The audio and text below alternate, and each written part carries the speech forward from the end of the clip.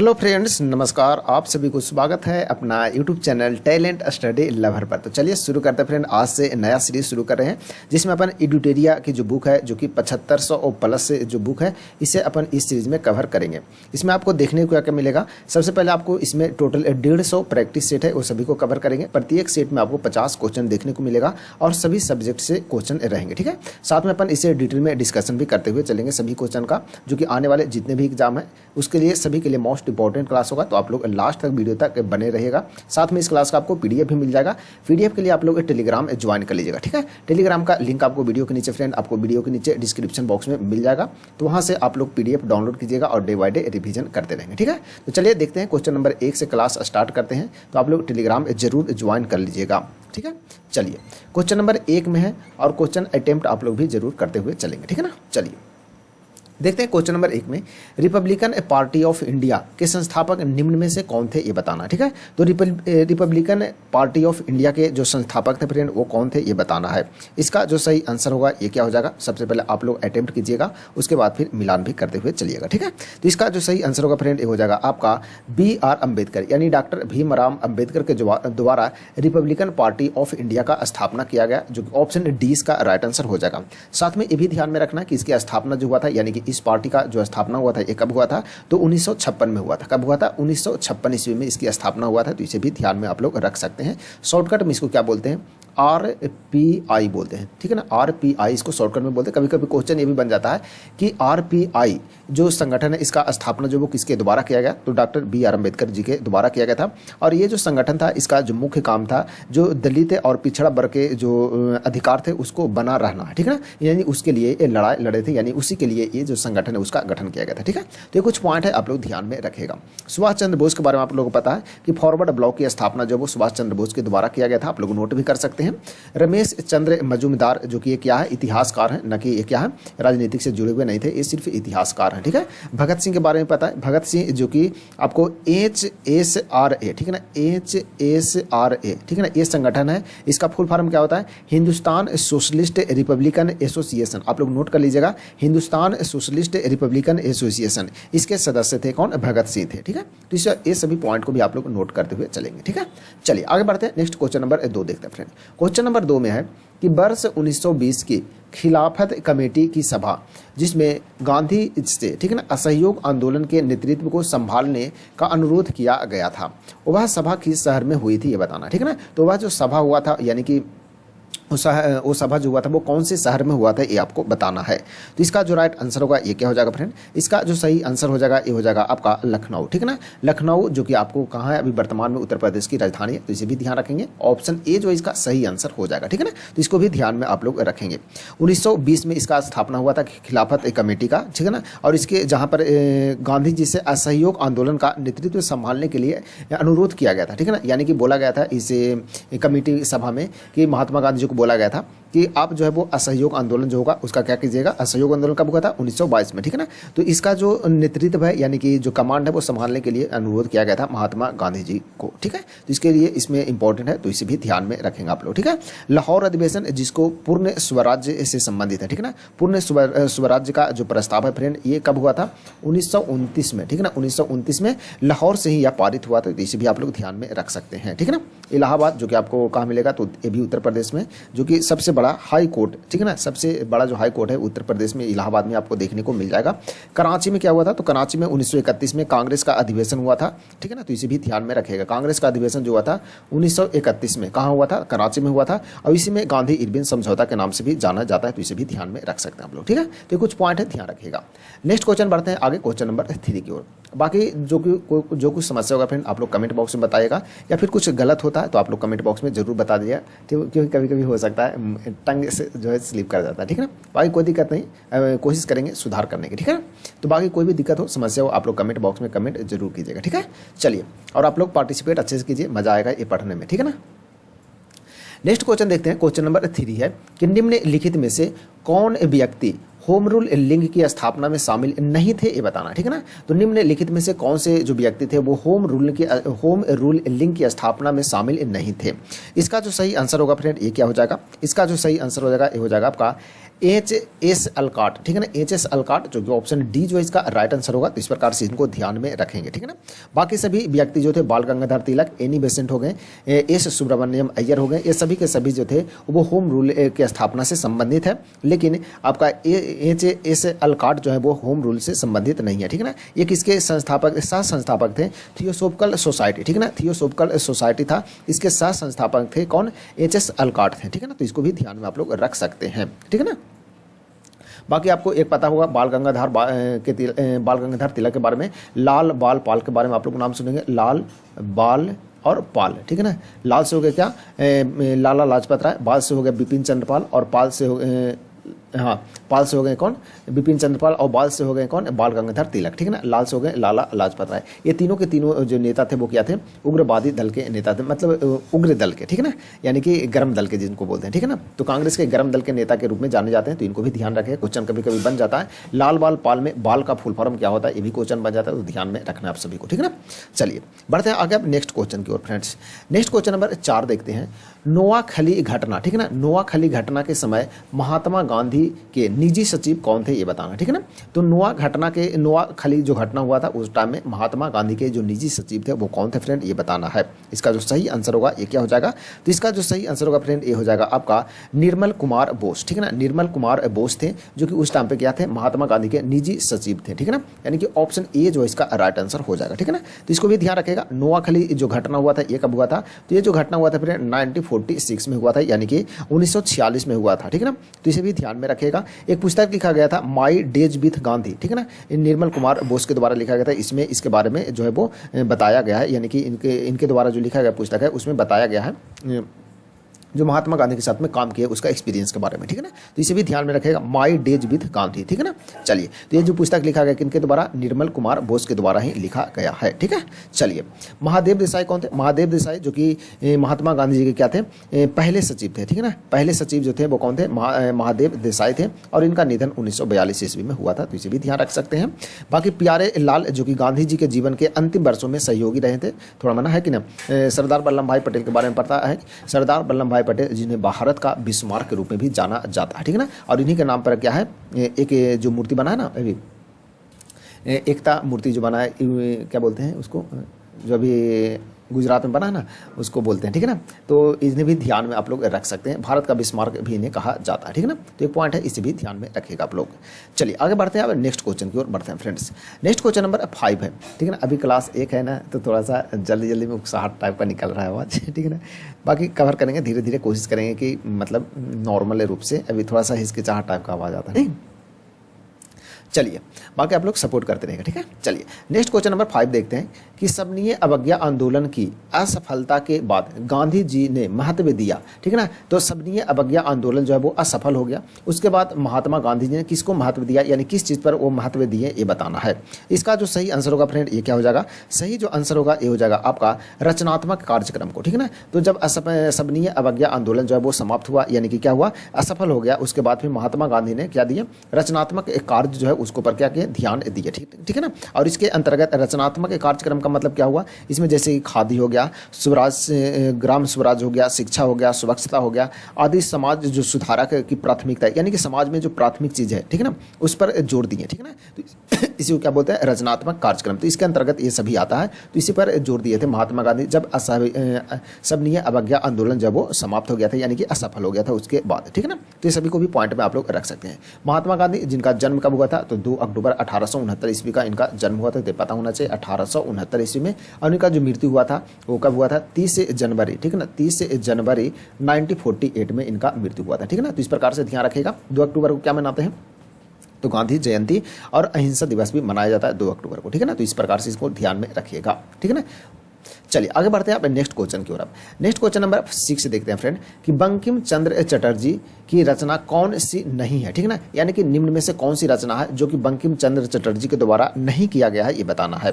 तो बाकी आप लोग को ध्यान में रखना है, ठीक है। तो इसका जो सही आंसर होगा ये क्या हो जाएगा, तो पोस्ट मास्टर, ठीक है ना। पोस्ट मास्टर ये जो पुस्तक है इसकी रचना जो बंकिम चंद्र चटर्जी नहीं किनके द्वारा किया गया, तो ये किया गया था रविंद्रनाथ टैगोर के द्वारा, जिन्हें शॉर्टकट में RNT भी बोलते हैं, ठीक है ना, यानी कि रविंद्रनाथ टैगोर, ठीक है ना। बाकी दुर्गेश नंदिनी हो गया, आनंद मठ हो गया, देवी चौधरायन हो गया, ये सभी के सभी जो रचना है वो बंकिम चंद्र चटर्जी के द्वारा ही दिया गया है, तो इसे भी ध्यान में आप लोग रखिएगा, ठीक है ना।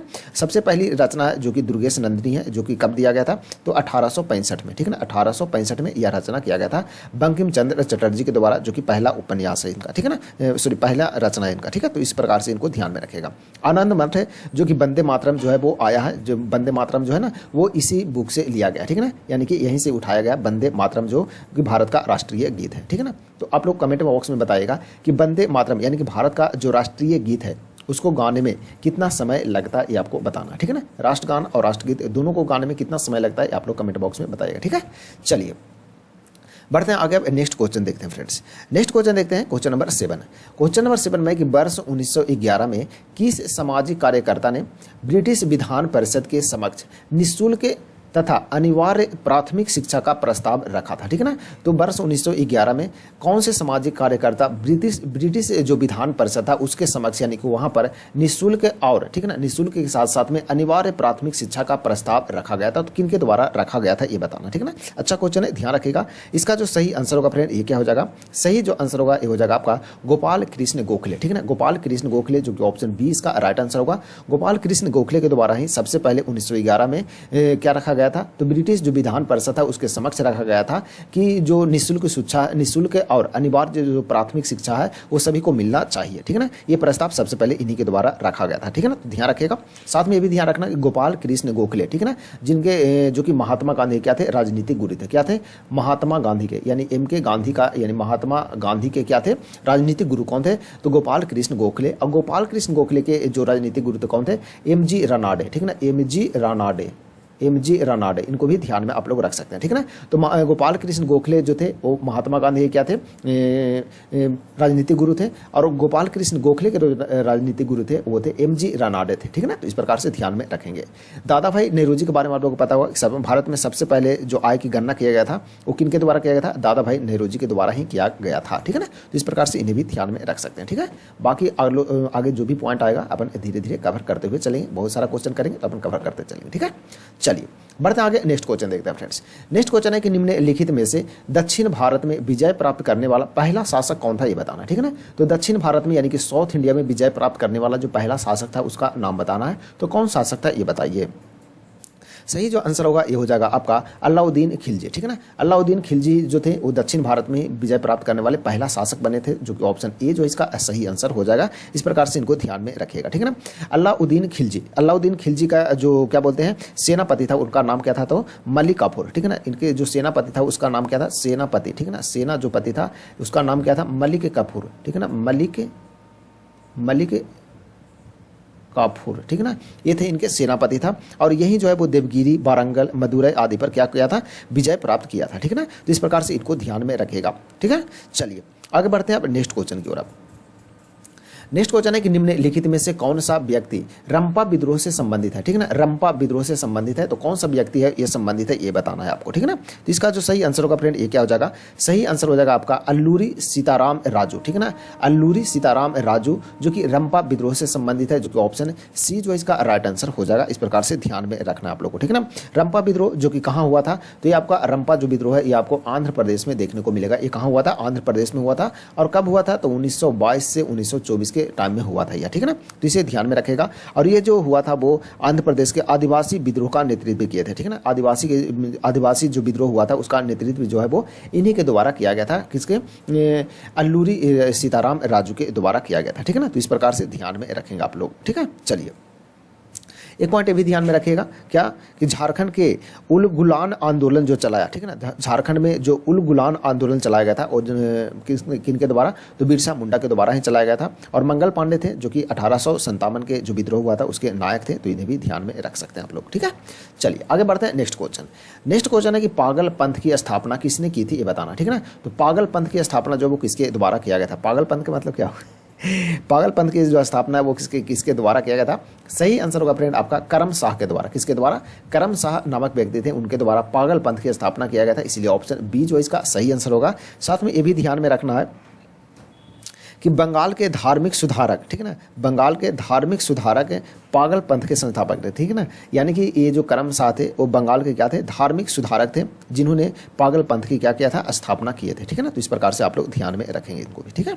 चलिए किसान सभा के जो नेता बने थे वो कौन बने थे, तो स्वामी सहजानंद बने थे। इस प्रकार से क्वेश्चन यहाँ पर बनता है, तो ध्यान रखिएगा।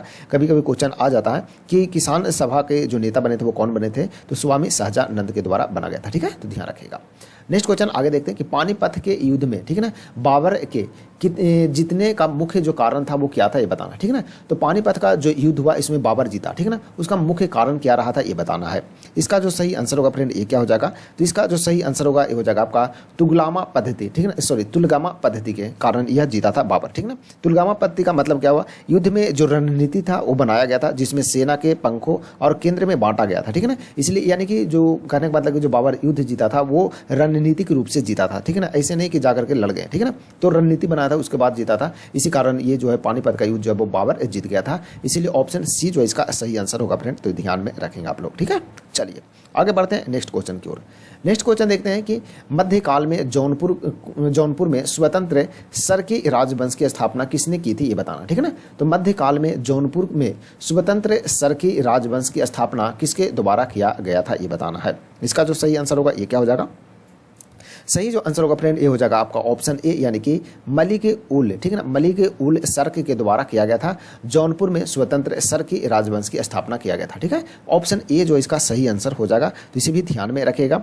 फिरोज शाह तुगलक के गवर्नर था यह, ठीक है ना, क्या था, फिरोज शाह तुगलक के गवर्नर था जिन्होंने स्वतंत्र घोषणा किया था, ठीक है। तो इस प्रकार से इनको भी ध्यान में आप लोग रख सकते हैं। चलिए अब बढ़ते हैं आगे, नेक्स्ट क्वेश्चन देखते हैं, question number 13 friends. Question number 13 देखते हैं क्या है, एक मिनट।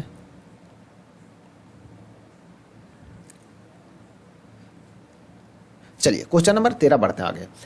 क्वेश्चन नंबर 13 में कि अधिक संख्या में दफनाए गए बच्चों का शवदान प्राप्त हुए, ठीक है ना। तो अधिक संख्या में दफनाए गए बच्चों का जो शवदान प्राप्त हुआ ये कहाँ पर हुआ, यानी कौन सी संस्कृति से हुआ ये बताना है आपको, ठीक है ना। तो इसका जो सही आंसर होगा फ्रेंड ये क्या हो जाएगा, इसका जो सही आंसर होगा ये हो जाएगा आपका ऑप्शन सी, यानी कायबा संस्कृति से, ठीक है ना। तो कायबा संस्कृति में आपको अधिक संख्या में दफनाए गए बच्चों का जो है वो शवदान प्राप्त होता है, जो ऑप्शन सी इसका राइट आंसर हो जाएगा। और ये कायबा जो संस्कृति है वो कौन से राज्य से संबंधित है, तो ये आपको मध्य प्रदेश से संबंधित है, ठीक है ना। यानी कि यहीं पर ये जो है वो क्या चला था, ये जो संस्कृति चला था, ठीक है ना। तो इस प्रकार से इनको ध्यान में रखेगा, जो कि ताम्र उपकरण और कृषि पर आधारित है यह, ठीक है ना, क्या था। और इसका जो मध्यकालीन चेल्कोलिथिक, ठीक है ना, चेल्कोलिथिक संस्कृति के अंतर्गत ये आता है, ठीक है ना, चेल्कोलिथिक संस्कृति के अंतर्गत आता है, जिसमें ताम्र का उपकरण, ठीक है ना, यानी कि तांबे का उपकरण और कृषि पर यह आधारित जो संस्कृति था यह था। और इसी में सबसे अधिक क्या मिला था, बच्चों को दफनाए गए अधिक शवदान प्राप्त हुआ, जो कि मध्य प्रदेश से यह संबंधित है, ठीक है। तो इस प्रकार से इसको ध्यान में रखेगा। मध्य प्रदेश को आप लोगों को पता होगा कि सोया प्रदेश भी कहा जाता है, सोया प्रदेश किस लिए, क्योंकि यहाँ सोयाबीन सबसे अधिक होता है। टाइगर स्टेट भी कहा जाता है, टाइगर स्टेट किस कहते हैं, तो मध्य प्रदेश को ही कहा जाता है। तो इस प्रकार से ध्यान में रख सकते हैं आप लोग, ठीक है। चलिए अब बढ़ते हैं आगे नेक्स्ट क्वेश्चन की ओर फ्रेंड्स। क्वेश्चन नंबर 14 में देखिए है क्या है कि भागवत संप्रदाय के विकास में किसका योगदान अत्यधिक था, ठीक है ना। भागवत संप्रदाय के विकास में किसका योगदान जो है वो अत्यधिक था ये बताना है।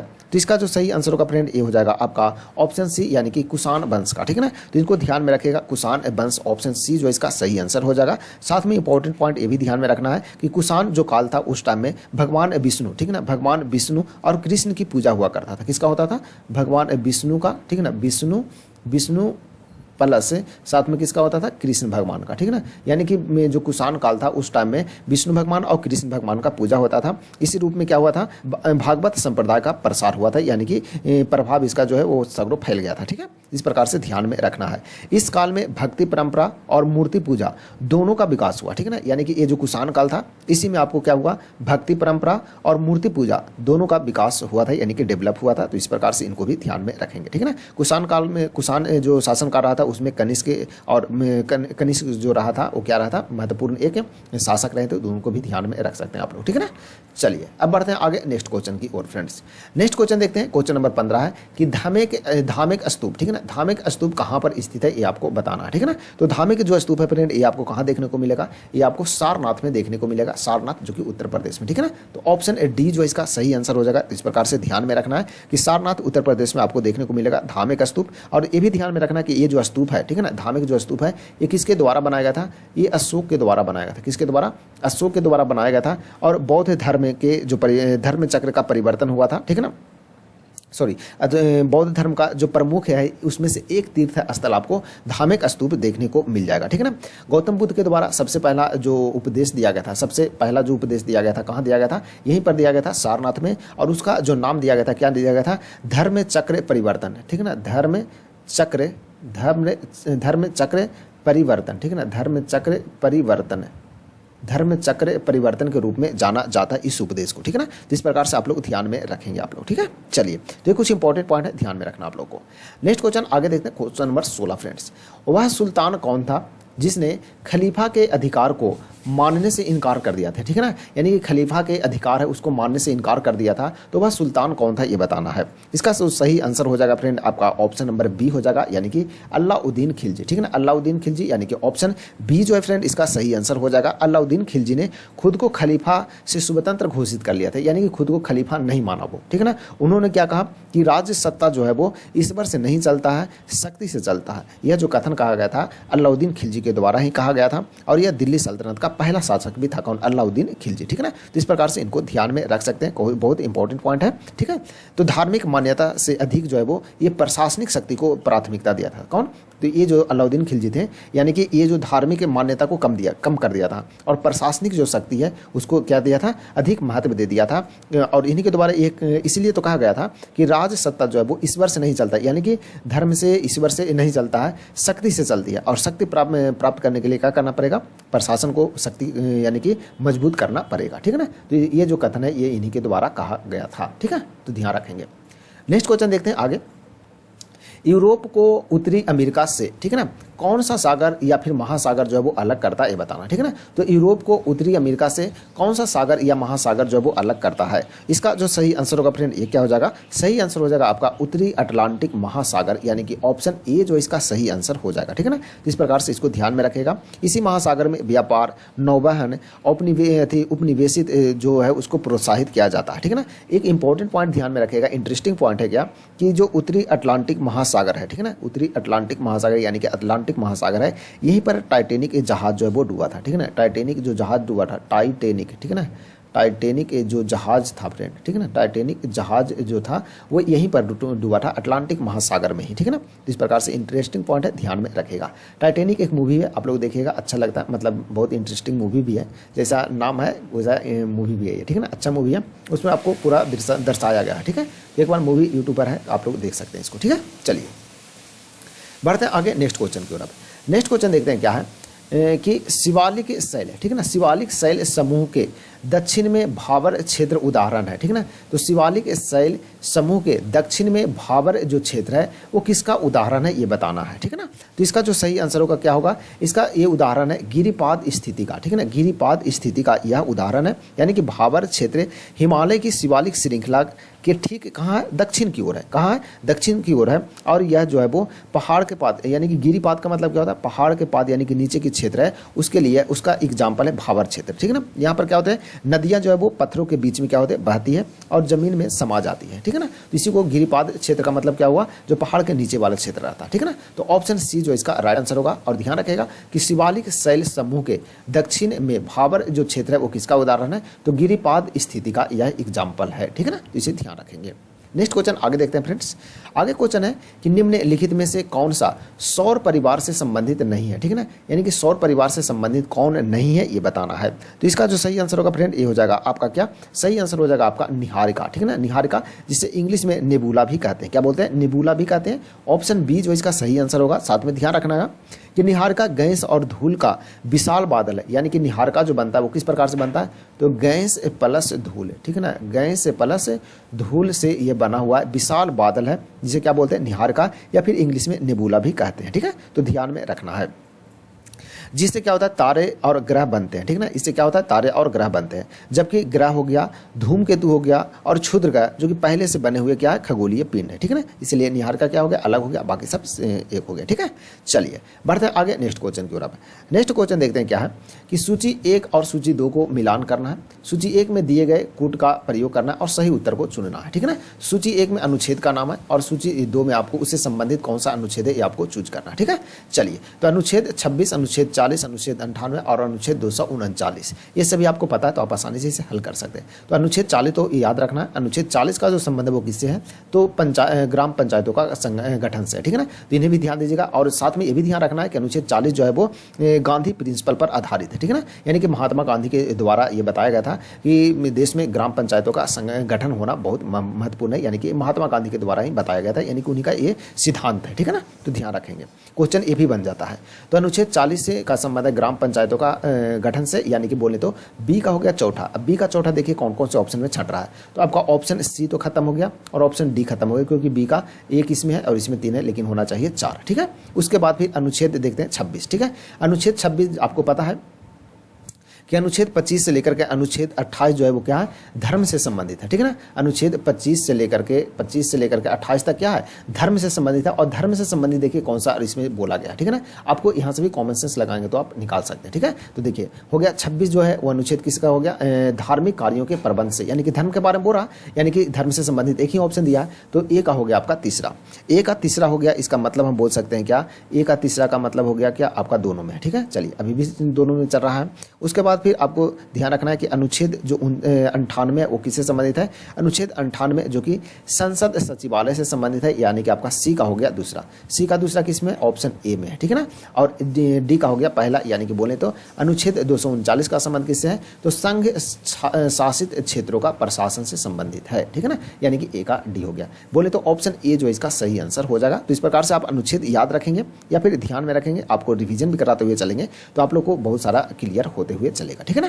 चलिए अब बताएगा आप लोग कमेंट बॉक्स में बताएगा कि अनुच्छेद 12 से लेकर के 35, ठीक है ना, अनुच्छेद 12 से 35 किससे संबंधित है, ठीक है। आप लोग जरूर बताइएगा कमेंट बॉक्स में, ठीक है। चलिए नेक्स्ट देखते हैं क्वेश्चन फ्रेंड। आगे क्वेश्चन नंबर 21 देखते हैं। 21 में है कि निम्नलिखित में से, ठीक है ना, निम्नलिखित में से एक क्षेत्र में राज्य सरकार का स्थानीय निकायों पर नियंत्रण नहीं होता है, यानी कि कौन से क्षेत्र में स्थानीय निकायों पर नियंत्रण नहीं होगा, राज्य सरकार के बारे में बोल रहा है, ठीक है ना। तो इसका सही जो आंसर होगा ये क्या होगा ये बताना है आपको, ठीक है ना।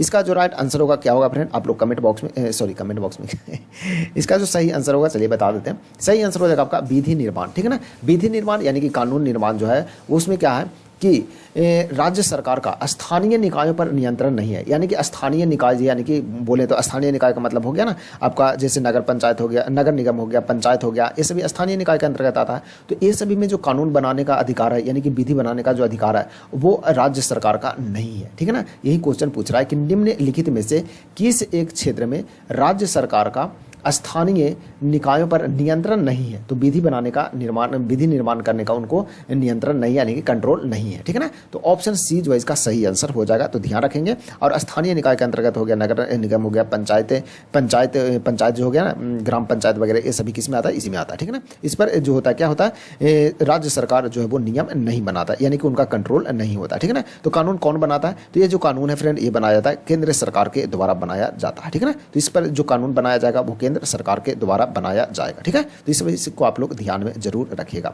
राज्य का वित्तीय, प्रशासनिक और कार्मिक मामलों का नियंत्रण रखती है, ठीक है ना। राज्य सरकार बाकी सभी हो गया, नागरिकों की शिकायत हो गया, आर्थिक मामला हो गया, कार्मिक मामला हो गया, ये सभी का नियंत्रण कर सकते हैं। लेकिन जो स्थानीय निकाय में ये आ गया आपका विधि निर्माण का, ये नहीं है, ठीक है ना। तो ये पॉइंट को भी आप लोग ध्यान में जरूर रखिएगा, ठीक है। चलिए अब बढ़ते हैं आगे नेक्स्ट क्वेश्चन की ओर, ठीक है। चलिए नेक्स्ट क्वेश्चन देखते हैं क्या है कि निम्नलिखित में से, निम्नलिखित कथनों या कथनों में से कौन सा कथन जो है वो गलत है, ठीक है ना। क्वेश्चन को हमेशा गौर से पढ़िएगा क्या पूछ रहा है, ठीक है ना। तो निम्नलिखित में से कौन सा कथन जो है वो गलत है इसके बारे में पूछ रहा है। तो इसका जो सही आंसर होगा ये क्या हो जाएगा, ये बताना है फ्रेंड्स, ठीक है ना। तो इसका जो कौन सा कथन गलत है, तो इसका जो पहला ऑप्शन क्या है, पहला ऑप्शन है कि मौलिक अधिकार पर संविधान का भाग 3 यूएसए के बिल ऑफ राइट्स पर आधारित है, ठीक है ना। तो ये क्या सही है। आगे है कि संविधान के अनुच्छेद 21 के अंतर्गत मृत्यु का अधिकार मूलभूत अधिकार है, ठीक है ना। क्या ये कथन सही है। आगे है कि भारतीय, ठीक है ना, भारतीय संविधान एक पूर्ण संघीय संविधान है, क्या सही है यह। आगे है कि भारतीय संविधान के अनुसार मूलभूत अधिकारों यानी मौलिक अधिकारों को हटाया जा सकता है, नहीं। ये सभी के सभी जो कथन है आपका, ये दूसरा नंबर, तीसरा नंबर और चौथा नंबर यानी BCD, ये सभी के सभी जो कथन बोला गया ये सभी के सभी क्या है, गलत है। ये इसका मतलब है कि ऑप्शन ए जो था ये सही है। मौलिक अधिकार जो है भारत के संविधान भाग 3 में है, मौलिक अधिकार कितना में, भाग 3 में, और ये कहाँ से लिया गया, तो अमेरिकी संविधान से यह लिया गया, ये भी सही है। लेकिन ये जो बोला गया है कि अनुच्छेद 21 के अंतर्गत मृत्यु का अधिकार जो मूल अधिकार है, ये नहीं है, ये गलत है, ठीक है। मृत्यु अधिकार को रोकता है, ठीक है ना, रोकने का काम करता है। यानी कोई अपने इच्छा से भी मृत्यु नहीं कर सकता, यानी कि अपने आप से आज जो आत्महत्या करता है वो भी एक तरह का क्या है, दंड है, ठीक है ना। उसके लिए भी आपको दंडित किया जाएगा यदि पकड़ा जाएंगे तो, ठीक है। इसलिए आत्महत्या करना भी क्या है, अपराध है, ठीक है। आगे कि भारत का संविधान जो है पूर्ण संघीय है, नहीं, भारत का जो संविधान है वो पूर्ण संघीय नहीं है फ्रेंड, ठीक है ना। पूर्ण संघीय नहीं है बल्कि अर्ध संघीय है। क्या है, अर्ध संघीय है, ठीक है ना। देखते हैं भारत में जो संविधान में जो ताकत है वो कुछ राज्य के पास में रहता है, कुछ क्या रहता है सेंट्रल के पास में, और कुछ जो रहता है वो स्टेट के पास में भी रहता है। इसलिए पूर्ण रूप से संघीय नहीं, पूर्ण रूप से संघीय रहता है यानी कि पूरी जो ताकत रहता है वो केंद्र के पास में रहता है तब ना, लेकिन ऐसा नहीं है इंडिया में, ठीक है ना। तो ये कथन भी गलत हो गया। सब भारतीय संविधान के मूल अनुसार मूलभूत अधिकारों को हटाया जा सकता है, नहीं। मूल अधिकार जो है भारत में दिया गया, भारतीय संविधान के अनुसार जो दिया गया वो कभी नहीं हटाया जा सकता, ठीक है ना। उसको कभी हटा नहीं सकता है कोई भी व्यक्ति, ठीक है। इसीलिए कथन जो है वो गलत है। तो ऑप्शन डी जो है इसका सही आंसर हो जाएगा। और अनुच्छेद 12 से 35 जो है वो किससे संबंधित है, मौलिक अधिकार से ही संबंधित है, ये आपको बता दिया, ठीक है। तो अनुच्छेद 12 से 35 किससे संबंधित है, मौलिक अधिकार से, ठीक है। चलिए बढ़ते हैं आगे, नेक्स्ट क्वेश्चन देखते हैं। क्वेश्चन नंबर 23 में है कि वर्ष 2011 में, ठीक है ना, भारत में संविधान में होने वाले 97वें यानी 1997 में संशोधन का संबंध किस विषय से ये बताना, ठीक है ना। तो 2011 में भारतीय संविधान में 97 में संशोधन हुआ, उसका संबंध कौन से विषय से है ये बताना है। तो इसका जो सही आंसर होगा फ्रेंड ये हो जाएगा आपका ऑप्शन बी, यानी कि सहकारी संस्थाओं का गठन व कार्य संचालन, ठीक है ना। तो सहकारी जो संस्था है उसके गठन और उसके कार्य संचालन से संबंधित है, ठीक है ना। तो इसे भी ध्यान में रखेगा। और इसे जोड़ा गया है किसमें, तो इसी को जोड़ा गया भाग कितना, भाग 9 का बी में, ठीक है ना। भाग कितना, भाग 9 के बी में जिसे जोड़ा गया, ठीक है ना। तो इस प्रकार से इसको ध्यान में आप लोग रख सकते हैं। और ये संविधान संशोधन हुआ कब हुआ, 2011 में। तो सहकारी संस्थाओं का गठन व कार्य संचालन से संबंधित जो संशोधन हुआ वो कौन सा संशोधन था, तो 97 में था और 2011 में हुआ। क्वेश्चन बन जाएगा, ध्यान में रखिएगा। ऑप्शन बी इसका राइट आंसर हो जाएगा, ठीक है। चलिए नेक्स्ट क्वेश्चन देखते हैं कि भारत के संसद द्वारा पंचायत प्रावधान, ठीक है ना, भारत के संसद द्वारा पंचायत प्रावधान अनुसूचित क्षेत्रों तक विस्तार कानून कब पारित हुआ ये बताना, ठीक है ना। यानी क्वेश्चन है ये कि भारत के संसद के द्वारा पंचायत प्रावधान कानून जो है वो कब पारित हुआ था ये बताना है।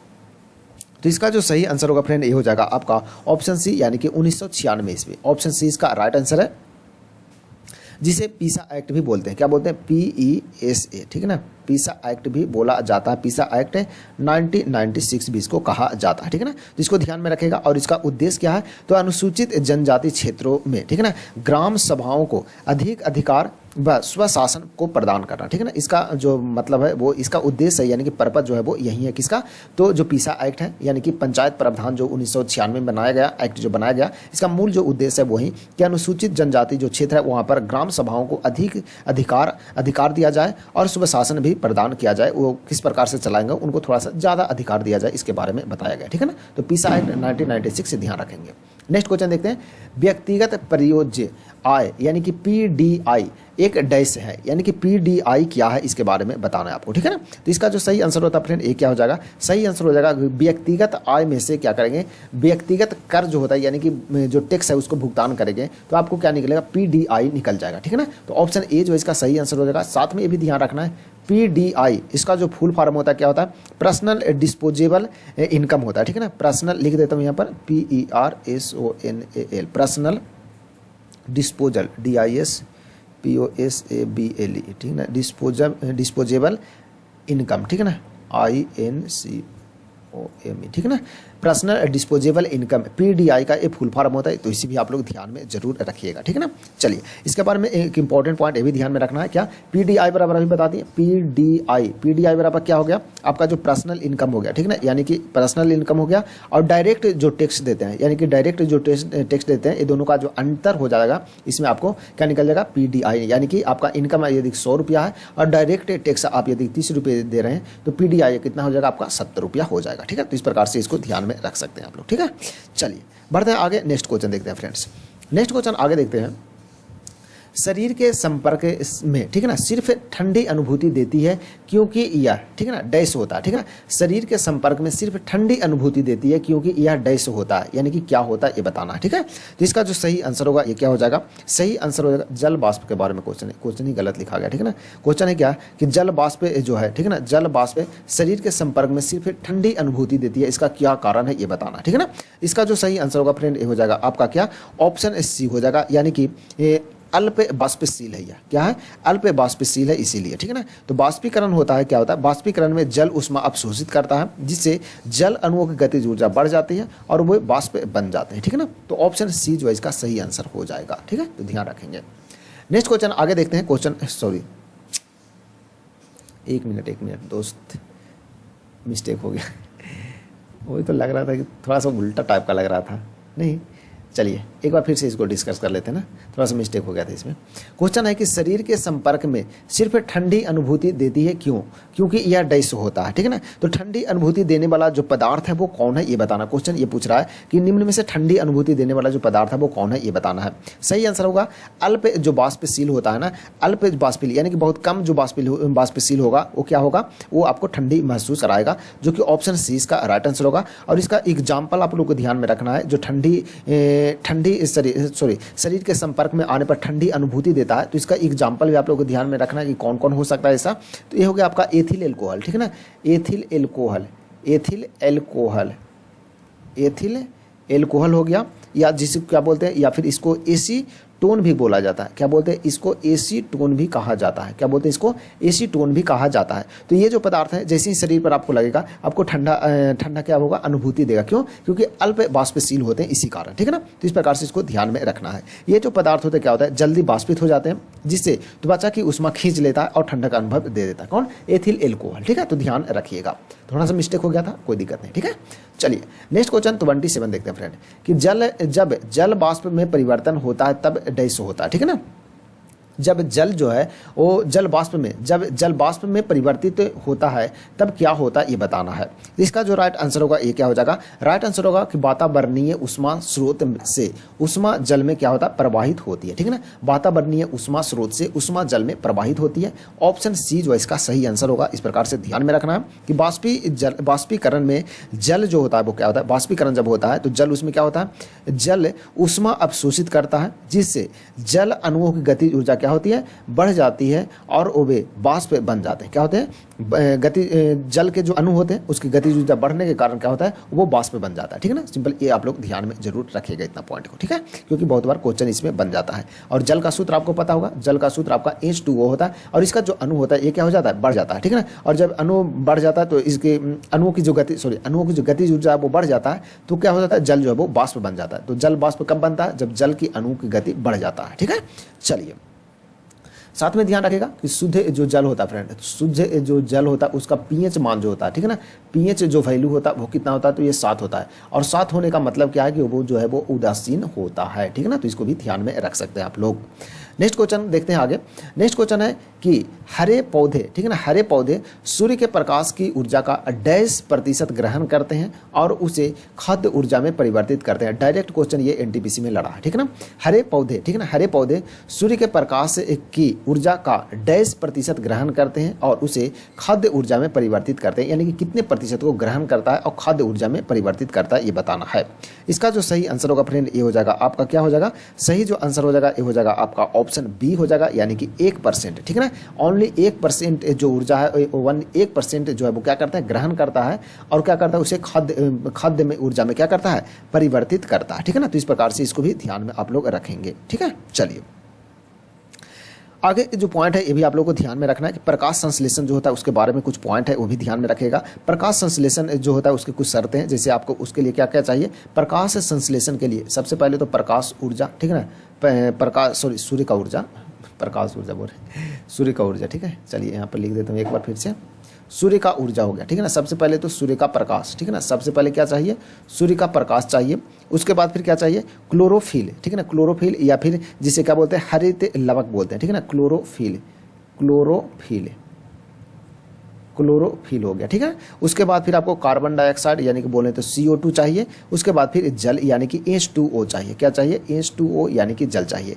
ये सभी जो चीज़ होता है ये क्या होता है, प्रकाश संश्लेषण के लिए ये सभी के सभी जो है वो इंपॉर्टेंट होता है। सूर्य का प्रकाश, क्लोरोफिल, CO2 यानी कार्बन डाइऑक्साइड और जल यानी कि H2O, ठीक है ना। तो इस प्रकार से ध्यान रखेगा।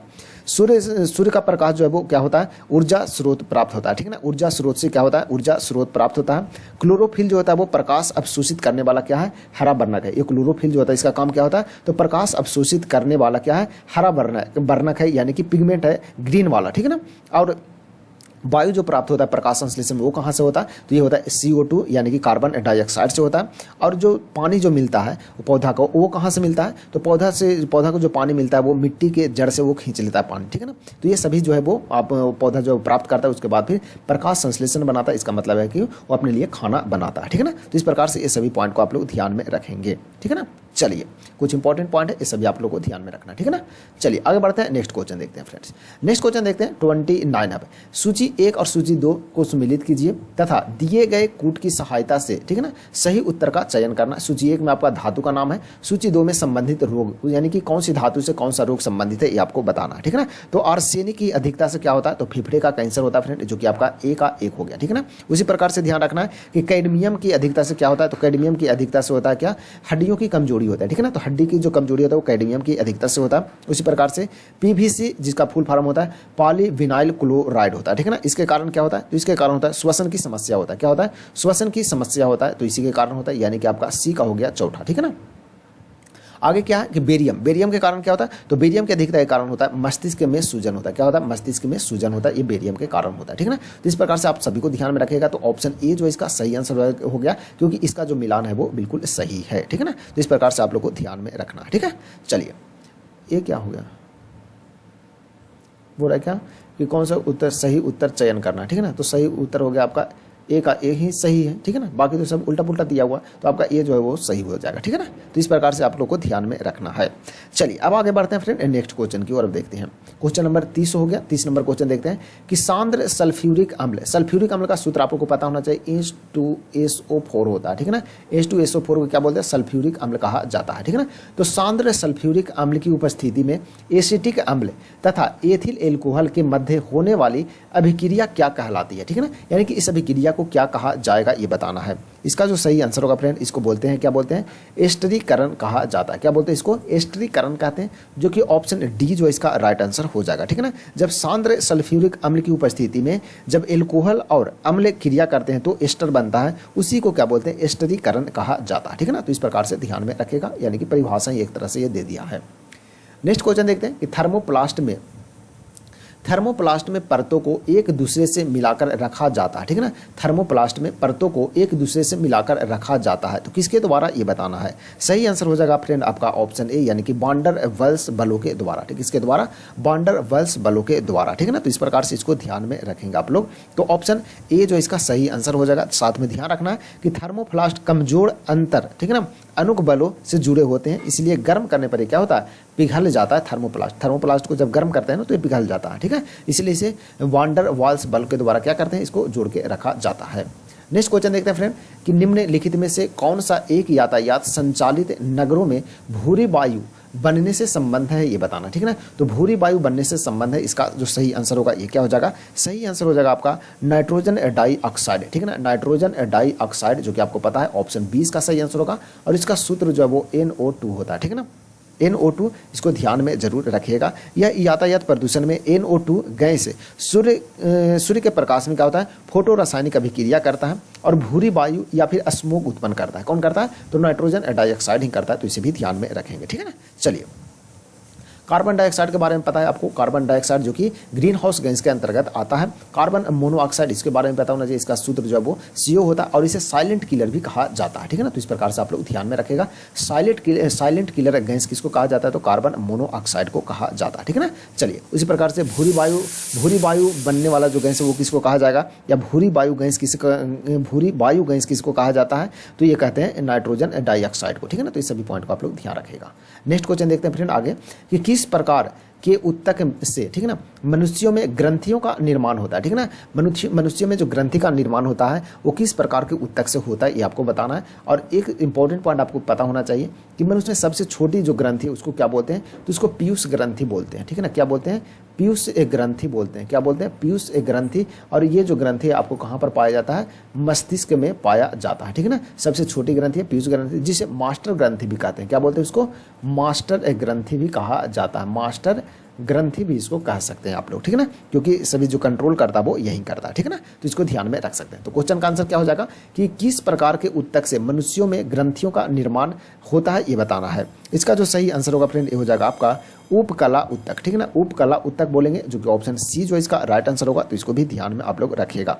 उपकला उत्तक का एग्जाम्पल भी आप लोगों को ध्यान में रखना है सॉरी, जैसे त्वचा का बाहरी परत हो गया, मुंह की जो भीतरी सतह हो गया, आंत की परत हो गया, श्वेत ग्रंथियां, ये सभी के सभी जो आएगा उत्तक का उपकला उत्तक का एग्जाम्पल है, ठीक है ना। तो आप लोग ध्यान में रख सकते हैं, नोट करना हो तो नोट भी कर लीजिए। त्वचा की जो बाहरी परत हो गया, मुंह की बाहरी सतह हो गया, भीतरी सतह, मुंह की भीतरी सतह हो गया, आंत की जो परत होता है, ये सभी के सभी जो उदाहरण है किसका है, उपकला उत्तक का, यानी कि एक कोशिका का उदाहरण है, ठीक है ना। तो आप लोग ध्यान में रख सकते हैं।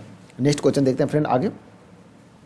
नेक्स्ट क्वेश्चन है कि मनुष्य की लार में उपस्थित एक घातक लाइसोजाइम, ठीक है ना, किस रूप में कार्य करता है ये बताना, ठीक है ना। तो मनुष्य की लार में उपस्थित एक घातक लाइसोजाइम किस रूप में यह कार्य करता है ये बताना है। इसका जो सही आंसर होगा फ्रेंड ये क्या हो जाएगा, सही आंसर हो जाएगा आपका प्रतिजीवाणु कारक के रूप में यह कार्य करता है, ठीक है ना। प्रतिजीवाणु के रूप में यह कार्य करता है, जो कि ऑप्शन ए जो इसका सही आंसर हो जाएगा। और इंपॉर्टेंट पॉइंट आप लोग को ध्यान में ये भी रखना है कि लार का जो पीएच मान होता है फ्रेंड, लार का जो पीएच मान होता है, क्वेश्चन बन जाता है कितना होता है, तो ये लगभग होता है 6.8 होता है लगभग, ठीक है ना। 6.8 जो है वो लगभग होता है, तो इसे भी ध्यान में रखेगा। यह क्या होता है, हल्का क्षारीय होता है, जो मुंह को अम्लीयता से क्या करता है, बचाने का काम करता है, ठीक है ना। हल्का क्षारीय होता है, बहुत ज़्यादा क्षारीय नहीं होता है, हल्का क्षारीय होता है, ठीक है ना, जो कि मुंह की अम्लीयता से क्या मुंह की जो अम्लीयता होता है उससे बचाने का काम करता है, कौन, लार करता है, ठीक है। तो इस प्रकार से इसको ध्यान में रखेगा। लार में जो उपस्थित एमाइलेज होता है, ठीक है ना, एमाइलेज एंजाइम स्टार्च को क्या करता है, शर्करा में तोड़ने का काम करता है, ठीक है ना। तो लार में उपस्थित जो होता है क्या होता है, एमाइलेज होता है, उपस्थित होता है, एंजाइम है, ठीक है ना। कभी कभी क्वेश्चन ये भी बन जाता है कि लार में कौन सा एंजाइम पाया जाता है, लार में कौन सा एंजाइम है, ठीक है ना, एंजाइम पाया जाता है, तो लाइपेज पाया जाता है। क्या पाया जाता है, लाइपेज, ठीक है ना, लाइपेज पाया जाता है, इसको ध्यान में रखेगा। और इसका काम क्या है कि शर्करा को क्या करता है, स्टार्च को शर्करा में तोड़ने का काम करता है, ठीक है ना। जो स्टार्च होता है उसको शर्करा में तोड़ने का कार्य करता है, ठीक है। तो ध्यान रखेगा सभी को। चलिए अब आगे बढ़ते हैं, नेक्स्ट क्वेश्चन देखते हैं। नेक्स्ट जो क्वेश्चन है फ्रेंड ये है कि पौधों में रंध्रों का खुलना एवं बंद होना किस पर निर्भर करता है ये बताना है। तो पौधों में जो रंध्र होता है उसका खुलना या फिर बंद होना या किस पर निर्भर करता है ये बताना है। सही जो आंसर होगा फ्रेंड ये हो जाएगा आपका ऑप्शन बी हो जाएगा, यानी कि स्फीति दाब पर यह निर्भर करता है। ऑप्शन बी इसका राइट आंसर है, तो ध्यान में रखेंगे। साथ में आप लोग को ये भी ध्यान में रखना है कि रंध्र जो होता है, ठीक है ना, ध्यान रखिएगा कि स्टोमेटा के चारों ओर रक्षक कोशिकाओं का स्फीति दाब, जिसे टर्गर प्रेशर भी कहा जाता है, बढ़ने से रंध्र जो है वो खुलते हैं और घटने से क्या होता है, बंद हो जाता है, ठीक है ना। तो स्टोमेटा जो होता है उसके चारों ओर जो होता है वो क्या होता है, स्फीति दाब होता है, ठीक है ना। ये जो दाब रहता है ना, स्फीति जो दाब है, ये स्फीति जो दाब है ये क्या होता है, बढ़ता है तो रंध्र जो है वो खुल जाता है, और ये घट जाता है तो क्या हो जाता है, जो बंद हो जाता है, ठीक है ना। तो इसको भी ध्यान में आप लोग रख सकते हैं, ठीक है ना। स्टोमेटा किसको कहा जाता है, तो स्टोमेटा जो होता है पौधों की पत्ती पर छोटे जो छिद्र होता है, ठीक है ना। पौधा की पत्ती देखिए, कोई भी पौधा उठाइएगा उसका पत्ती लीजिएगा, ठीक है ना, और उसको गौर से धूप में देखिएगा या फिर अच्छा खासा जो लाइट रहेगा वहाँ पर देखिएगा, तो आपको उसमें छिद्र टाइप का दिखेगा। छिद्र टाइप का जो दिखता है ना, उसी को क्या बोलते हैं, अस्टोमेटा कहा जाता है। क्या बोलते हैं उसको, अस्टोमेटा बोलते हैं। और उसमें जो छोटे छोटे जो वो रहता है ना, क्या बोलते हैं, छिद्र रहता है, ठीक है ना। उसी से क्या होता है कि जो पौधा है वो पौधे के जो पत्ती होते हैं वो छोटे छोटे छिद्र होते हैं, वो गैस का क्या करता है, गैस का हो गया, पानी का हो गया, वो आदान प्रदान को कंट्रोल करता है। यानी कि जो पौधे में पानी का जो कंट्रोल करता है, गैस का जो कंट्रोल करने का काम करता है, वो कौन करता है, वो जो छोटे छोटे छिद्र होते हैं यानी कि अस्टोमेटा जो होता है वही करता है, ठीक है ना। तो आप लोग ध्यान देखिएगा किसी भी पौधा है ना, उसका जो पत्ती लेकर के आप लोग जरूर एक बार चेक कीजिएगा, ठीक है ना। उसमें आपको दिखेगा, ठीक है ना, छोटा छोटा छिद्र दिखेगा, ठीक है। चलिए अब बढ़ते हैं आगे नेक्स्ट क्वेश्चन की ओर फ्रेंड्स। नेक्स्ट क्वेश्चन है कि निम्न में से कौन, ठीक है ना, फूल का एक अंश या फिर एक भाग है, ये बताना है, ठीक है ना। तो फूल का कौन सा एक भाग है यानी कि एक नाम हो सकता है निम्न में से, ये बताना है। इसका जो सही आंसर होगा ये हो जाएगा आपका ऑप्शन नंबर सी हो जाएगा, यानी कि 36 ना, ऑप्शन नंबर डी हो जाएगा, ठीक है ना, यानी कि इनमें से कोई नहीं, ठीक है ना। तो इसमें से कोई भी जो है वो फूल का भाग नहीं है, ठीक है ना। दिए गए विकल्प में जो दिया हुआ है ना, मध्य सिरा है, सेक्सियर है, सिराएं हैं, ये सभी के सभी जो है वो पत्ती का भाग है। ये सभी किसका भाग है, ये सभी के सभी जो है वो पत्ती का भाग है, ठीक है ना। जैसे कि फूल का जो भाग होता है उसको नाम लिख देता हूँ, जो फूल का भाग होता है, ठीक है ना, फूल का जो भाग होता है उसमें क्या किसका किसका नाम होता है। तो सबसे पहले तो होता है आपका दल पुंज, ठीक है ना, क्या होता है, दल पुंज हो गया। इसके बाद फिर हो गया आपका पुष्प दल, पुष्प दल हो गया। उसके बाद फिर हो गया आपका केसर दल, केसर दल, केसर दल हो गया, ठीक है ना। और लास्ट में एक हो जाता है आपका अंडप, अंडप। ये सभी जो है वो पुष्प का नाम है, ठीक है ना, यानी कि पुष्प में ये सभी भाग होते हैं, ठीक है ना। दलपुंज हो गया, पुष्प दल हो गया, केसर दल हो गया, अंडप हो गया, ये सभी जो है वो पुष्प का भाग है यानी कि फूल का भाग है। और ये सभी जो हो गया मध्य सिरा हो गया, सिरा हो गया, सेक्सियर हो गया, ये सभी के सभी जो है वो पत्ती का भाग है, ठीक है ना। तो इसलिए ऑप्शन डी जो है इसका सही आंसर हो जाएगा, तो ध्यान में रखिएगा, ठीक है। चलिए नेक्स्ट क्वेश्चन देखते हैं आगे कि सफेद फास्फोरस के संबंध में निम्नलिखित कथनों पर विचार करना, ठीक है ना। तो सफेद फास्फोरस के संबंध में निम्नलिखित कथनों पर विचार कीजिए। तो इसका जो सही आंसर होगा ये क्या हो जाएगा फ्रेंड, जो सफेद फास्फोरस उसके बारे में पहला पढ़ते हैं क्या है कि यह एक विषैला पदार्थ है जिसका उपयोग रासायनिक हथियार के रूप में किया जाता है, ठीक है ना। क्या यह सही है। आगे है कि यह अत्यधिक ज्वलनशील है और हवा में संपर्क आने पर स्वतः यह क्या होता है, प्रज्वलित हो जाता है। तो ये दोनों जो कथन दिया गया इसमें से कौन सा कथन सही है ये बताना है, ठीक है ना। तो कौन सा कथन सही है, तो ये दोनों का दोनों जब वो सही है, यानी कि सफेद फास्फोरस जो होता है यानी व्हाइट फास्फोरस जो होता है क्या है, एक विषैला पदार्थ है, ये भी ध्यान रखना। इसका प्रयोग कहाँ होता है, रासायनिक हथियार में यूज किया जाता है। साथ में ये भी ध्यान रखना है कि यह अत्यधिक ज्वलनशील है और जैसे ही यह हवा के संपर्क में आता है क्या होता है, स्वतः जलने लगता है, ठीक है ना। तो ये दोनों के दोनों कथन सही है, इसका मतलब है कि ऑप्शन सी जो इसका राइट आंसर हो जाएगा। चलिए आगे बढ़ते हैं। नेक्स्ट क्वेश्चन है कि सामान्य ठंड में निम्नलिखित में से कौन नासिका संकुलन, ठीक है ना, यानी कि कंजिस्टेशन के लिए उत्तरदायी है, ये बताना है। तो सामान्य ठंड में निम्नलिखित में से कौन सा नासिका संकुलन के लिए उत्तरदायी है यानी कि रिस्पॉन्सिबल है, ये बताना है। इसका जो राइट आंसर होगा ये क्या हो जाएगा फ्रेंड, सही आंसर हो जाएगा आपका हिस्टेमिन, ठीक है ना। हिस्टेमिन जो कि ऑप्शन बी जो इसका राइट आंसर हो जाएगा। हिस्टेमिन के बारे में आपको पता होना चाहिए कि ये हिस्टेमिन किसको बोलते हैं। तो हिस्टेमिन जो होता है ये होता है शरीर की रासायनिक प्रतिक्रिया का संदेश वाहक होता है, ठीक है ना। जो रासायनिक प्रतिक्रिया होता है शरीर में, जैसे कि एलर्जी हो गया, ठीक है ना, नसिका संकुचन हो गया, जैसे नाक जैसे सर्दी होता है तो नाक वगैरह बंद नहीं हो जाता है, तो उसी को हिस्टेमिन बोला जाता है, ठीक है ना। वो संदेश जो है वो कौन करता है, संदेश वाहक के रूप में कार्य करता है, कौन, हिस्टेमिन करता है। तो सामान्य ठंड में निम्नलिखित में से कौन सा नसिका संकुलन के लिए उत्तरदायी है, तो हिस्टेमिन होता है, ठीक है ना। यानी कि ये सभी में जो काम करने का काम करता है वो कौन करता है, हिस्टेमिन करता है फ्रेंड, ठीक है ना। तो इसको ध्यान में रखिएगा, ठीक है। चलिए तो ऑप्शन बी जो इसका सही आंसर हो जाएगा। चलिए आगे बढ़ते हैं। नेक्स्ट क्वेश्चन नेक्स्ट है कि केंद्र के कला का निर्माण किस कोशिकांग द्वारा होता है, ये बताना, ठीक है ना। तो केंद्र के कला का निर्माण किस कोशिकांग के द्वारा होता है ये बताना है। इसका जो राइट आंसर होगा ये क्या हो जाएगा फ्रेंड, सही जो आंसर होगा ये हो जाएगा आपका गाल्जी काय के द्वारा। गाल्जी काय यानी ऑप्शन डी जो है इसका राइट आंसर हो जाएगा। गाल्जी काय यानी जिससे गाल्जी बॉडी भी कहा जाता है इंग्लिश में, कोशिका के झिल्लीदार संरचनाएं बनाता है, ठीक है ना। गाल्जी काय जो होता है वो क्या होता है, कोशिका के झिल्लीदार संरचना को बनाता है जिनसे केंद्रक कला और स्रावी पदार्थ भी निर्मित होते हैं। क्या होते हैं, कौन कौन से निर्मित होता है, तो इसे केंद्रक कला यानी कि न्यूक्लियर मेम्ब्रेन और स्रावी पदार्थ जो है वो क्या होता है, पदार्थ का निर्माण किया जाता है यानी कि निर्माण होता है, ठीक है ना। तो इस प्रकार से ध्यान रखेगा कि केंद्रक कला का निर्माण किस कोशिकांग के द्वारा होता है, तो गाल्जी काय के द्वारा होता है। नेक्स्ट क्वेश्चन देखते हैं 40, लसिका एवं रुधिर किस उत्तक का उदाहरण है यानी कि एग्जाम्पल है, ये बताना है।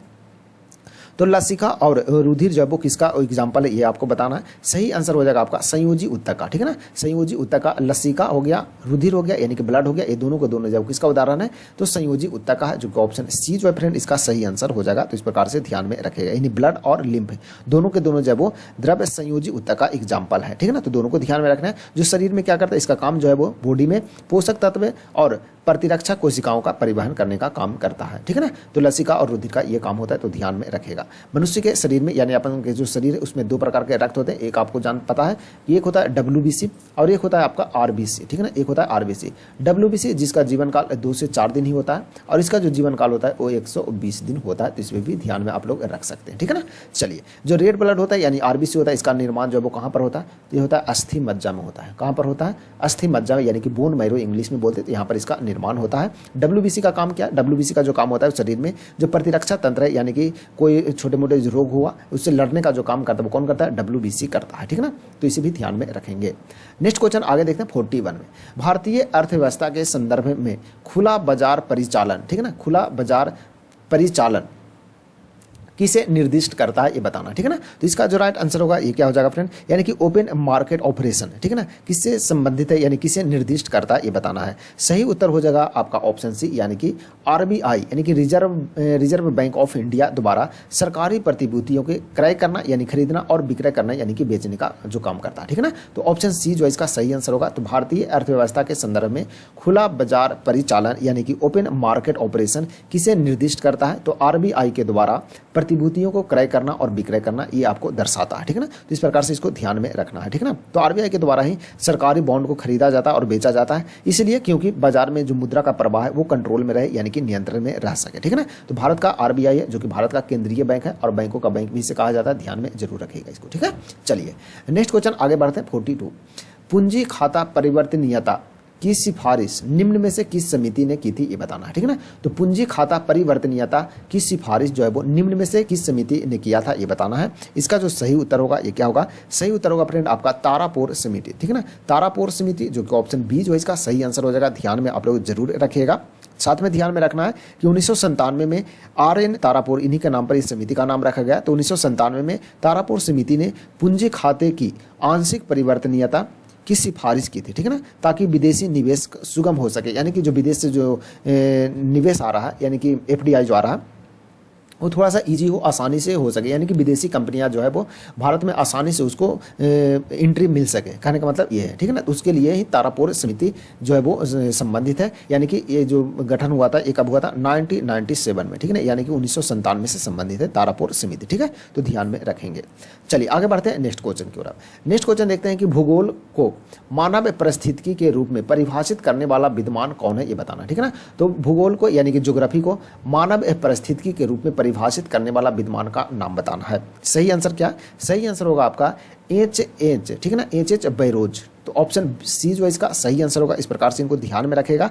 H.H. बैरोज के द्वारा कहा गया था कब, 1923 ईस्वी में, यानी कि 1923 यानी कि 1923 ईस्वी में कहा था गया था कि ज्योग्राफी इज ह्यूमन इकोलॉजी, ठीक है ना, ज्योग्राफी इज ह्यूमन इकोलॉजी यानी कि मानव परिस्थितिकी के बारे में, अर्थात मानव और पर्यावरण के पारस्परिक संबंधों का अध्ययन भूगोल है, ठीक है ना। तो भूगोल किसको कहा गया, यानी भूगोल का जो परिभाषा दिया गया इनके द्वारा वो दिया गया कि मानव और पर्यावरण के पारस्परिक संबंधों को ही भूगोल कहा जाता है, जो कि H.H. बैरोज के द्वारा 1923 में यह परिभाषा दिया गया था, ठीक है। चलिए आगे बढ़ते हैं, नेक्स्ट क्वेश्चन देखते हैं। नेक्स्ट है कि भारत के निम्नलिखित क्षेत्रों में कौन सा परिस्थितिकी उष्ण स्थल माना जाता है ये बताना है, ठीक है। भारत के निम्नलिखित क्षेत्रों में से कौन सा परिस्थितिकी उष्ण स्थल, यानी कि उष्ण का मतलब हो गया क्या, उष्ण का मतलब गर्म, ठीक है ना, तो गर्म स्थल माना जाता है ये बताना है। तो इसका जो सही आंसर होगा फ्रेंड ये क्या हो जाएगा, सही आंसर हो जाएगा आपका ऑप्शन सी, यानी कि पश्चिमी घाट को, ठीक है ना, पश्चिमी घाट जो कि ऑप्शन सी जो इसका राइट आंसर हो जाएगा, ध्यान में रखेंगे। भारत में जैव विविधता हॉट स्पॉट, ठीक है ना, यह पश्चिमी घाट है जो कि क्या है, भारत में जैव विविधता हॉट स्पॉट है, यानी बायोडाइवर्सिटी हॉट स्पॉट है, जहाँ पर अनेक तरह के क्या होता है प्रजातियाँ यहाँ पर पाई जाती है, कहाँ पर, पश्चिमी घाट में, ठीक है। तो ध्यान में रखेंगे। नेक्स्ट क्वेश्चन देखते हैं क्या है कि विश्व संगीत दिवस, ठीक है ना, विश्व संगीत दिवस कब मनाया जाता है ये बताना है, यानी कि world music day, world music day कब मनाया जाता है ये बताना है। इसका जो सही आंसर होगा फ्रेंड ये हो जाएगा आपका 21 जून को मनाया जाता है। ऑप्शन बी जो इसका राइट आंसर होगा, इसको भी ध्यान में रखेगा। जिसका उद्देश्य क्या है, तो इसका उद्देश्य यह है कि संगीत के माध्यम से शांति और एकता का संदेश दिया जाना चाहिए, ठीक है, तो इस प्रकार से ध्यान में रखेंगे। नेक्स्ट क्वेश्चन देखते हैं आगे। भारत का पहला राष्ट्रीय सामुद्रिक पार्क कहाँ स्थित है ये बताना है। तो भारत का पहला जो सामुद्रिक पार्क है, ठीक है ना, सामुद्रिक पार्क है वो कहाँ पर स्थित है ये बताना है। इसका जो सही आंसर होगा ये कहाँ होगा, सही आंसर हो जाएगा आपका कच्छ, ठीक है ना, कच्छ में। तो कच्छ कहाँ पर है, तो कच्छ आपको मिलेगा देखने को गुजरात में, ठीक है ना, कच्छ जिला जो कि गुजरात में है और सबसे बड़ा जिला है तो कच्छ है, तो इसको भी ध्यान में आप लोग जरूर रखिएगा। यह पार्क गुजरात का आपको कच्छ ऑफ रन में देखने को मिल जाएगा। यहाँ पर आपको विभिन्न प्रकार के समुद्री जीव, मूंगा और मैंग्रोव संरक्षण आदि सभी देखने को मिल जाता है, ठीक है ना। और इसका जो राष्ट्रीय पार्क घोषित किया गया था ये कब किया गया था, ये जो राष्ट्रीय पार्क कच्छ में जो घोषित किया गया था ये कब किया गया था, तो 1982 यानी कि 1982 में इसको घोषित किया गया था, ठीक है ना। तो इस प्रकार से इसे भी ध्यान में रखेगा। चिल्का झील जो कि आपको उड़ीसा में देखने को मिलेगा, सुंदरबन की डेल्टा जो कि आपको पश्चिम बंगाल में देखने को मिल जाएगा, ठीक है, तो ध्यान रखेंगे। सुंदरबन जहां पर आपको मैंग्रोव वृक्ष यहाँ पर भी देखने को मिल जाता है, तो इसे भी ध्यान में रख सकते हैं। नेक्स्ट क्वेश्चन देखते हैं। निम्नलिखित में से किसने कहा था स्वाद का वास्तविक स्थान जिहा यानी कि जीभ नहीं बल्कि मन है, ठीक है ना। तो स्वाद का जो वास्तविक स्थान है वो जीभ नहीं बल्कि मन है। यह जो कथन है वो किसके द्वारा कहा गया था ये बताना है। सही उत्तर होगा फ्रेंड आपका रविंद्रनाथ टैगोर के द्वारा यह कथन कहा गया था, ठीक है ना। यानी कि कहा गया था कि स्वाद जो होता है वो वास्तविक रूप से जीभ से नहीं बल्कि मन से होता है। ऑप्शन 20 का राइट आंसर होगा रविंद्रनाथ टैगोर जी के द्वारा यह कहा गया था, जो कि भारत के प्रथम व्यक्ति थे जिन्हें नोबेल पुरस्कार मिला था। कब मिला था ये भी आप लोग कमेंट बॉक्स में जरूर बताइएगा, ठीक है। चलिए कुछ इंपॉर्टेंट पॉइंट है ये सभी को आप लोग ध्यान में रखिएगा। नेक्स्ट क्वेश्चन आगे देखते हैं क्या है कि द सोशलिस्ट, ठीक है ना, द सोशलिस्ट नामक समाचार पत्र का प्रकाशन सर्वप्रथम किसने किया था ये बताना, ठीक है ना। तो द सोशलिस्ट नामक समाचार पत्र का प्रकाशन सर्वप्रथम किसके द्वारा किया गया था। तो इसका सही जो आंसर होगा ये हो जाएगा फ्रेंड आपका ऑप्शन बी यानी कि श्रीपाद अमृत डांगे के द्वारा किया गया था, जो कि ऑप्शन बी जो इसका सही आंसर हो जाएगा, ठीक है ना। तो इस प्रकार से इनको भी ध्यान में रखेगा। यह एक समाजवादी विचारधारा को बढ़ावा देने उद्देश्य से भारत में प्रारंभ किया गया था यह जो पत्रिका है यानी कि द सोशलिस्ट, ठीक है ना, जो कि डांगे भारतीय कम्युनिस्ट पार्टी कम्युनिस्ट आंदोलन के प्रमुख नेता थे, ठीक है ना, भारतीय कम्युनिस्ट आंदोलन के प्रमुख नेता भी रह चुके थे, ठीक है, तो ध्यान रखेंगे। नेक्स्ट क्वेश्चन है पैसला सिंगी, ठीक है ना, पैसला सिंगी नामक जाति, ठीक है ना, यानी कि जो जाति है वो किस राज्य में पाई जाती है ये बताना है। तो अच्छा क्वेश्चन है, पैसला सिंगी नामक जो जाति है नया टाइप का है तो कौन से राज्य में यह पाई जाती है ये बताना है। इसका जो सही आंसर होगा फ्रेंड आपका मिजोरम हो जाएगा, ठीक है ना, मिजोरम जो कि ऑप्शन सी जो इसका राइट आंसर होगा, ध्यान में रखेगा मिजोरम। मिजोरम की राजधानी का है तो मिजोरम की राजधानी आपको आइजोल देखने को मिल जाएगा, बिहार के पटना पता है, असम का दिसपुर, नागालैंड का कोहिमा, ठीक है ना। तो पूर्वोत्तर राज्य के जो सभी राज्य है उसकी राजधानी भी ध्यान में आप लोग जरूर रखिएगा, ठीक है ना। तो यह जो जनजाति है ये पाए जाते हैं कहाँ पर, मिजोरम में पैसला सिंगी जो जनजाति है वो पाए जाते हैं, ठीक है ना। यह लोक संस्कृति और हस्तकला के लिए भी जानी जाती है, ठीक है ना, यानी कि ये जो जनजाति है वो लोक कला और हस्तकला के लिए भी प्रसिद्ध है यानी कि फेमस है। नेक्स्ट क्वेश्चन आगे देखते हैं, क्वेश्चन नंबर 50 और लास्ट क्वेश्चन है कि HDPE, ठीक है ना, HDPE का पूरा जो नाम है वो क्या होता है, ठीक है ना। तो HDPE का जो पूरा नाम होता है फ्रेंड ये क्या होता है। इसका जो सही आंसर होगा ये हो जाएगा आपका हाई डेंसिटी पॉलीएथिलीन, ठीक है ना, हाई डेंसिटी पॉलीएथिलीन होता है, जो कि ऑप्शन ए जो इसका सही आंसर होगा। तो इस प्रकार से ध्यान में रखेगा, यानी कि हिंदी में बोले तो उच्च सघनता वाली पॉलीएथिलीन, ठीक है ना, यानी कि हाई डेंसिटी पॉलीएथिलीन होता है। HDPE एक मजबूत, हल्का और रासायनिक रूप से अस्थायी क्या है, थर्मोप्लास्टिक है, ठीक है ना, यानी कि HDPE जो होता है क्या है, ये हल्का भी है, मजबूत भी है, रासायनिक रूप से क्या है, थर्मोप्लास्टिक है। क्या है, थर्मोप्लास्टिक, थर्मोप्लास्टिक है, तो इसको भी ध्यान में रखेगा। और इसका जो यूज होता है ना HDPE, ठीक है ना, इसका जो यूज होता है यानी कि एग्जाम्पल है जो कहाँ पर यूज होता है, तो ये आपका हो जाता है पाइप बनाने में, ठीक है ना, पाइप बनाने में हो जाता है, बोतल बनाने में, कंटेनर, ठीक है ना, कंटेनर ETC ये सभी में क्या होता है इसका यूज किया जाता है। किसका, तो इसका प्रयोग होता है हाई डेंसिटी पॉलीएथिलीन का, ठीक है ना, पॉलीएथिलीन का, ठीक है। तो इस प्रकार से इसको भी आप लोग ध्यान में रखेंगे, ठीक है। चलिए तो ये हो गया टोटल आपका 50 क्वेश्चन। फ्रेंड बताएगा आप लोगों को जो क्लास वो कैसा लगा। यदि कुछ दिक्कत हो तो आप लोग कमेंट बॉक्स में कमेंट जरूर कीजिएगा, ठीक है ना। अभी आज का पहला क्लास था, ठीक है, तो आप लोग सपोर्ट जरूर कीजिएगा। चलिए तो आज की क्लास फ्रेंड यहीं समाप्त करते हैं, आगे फिर से मिलेंगे नए क्लास में कल फिर से, तब तक के लिए आप सभी को धन्यवाद, जय हिंद।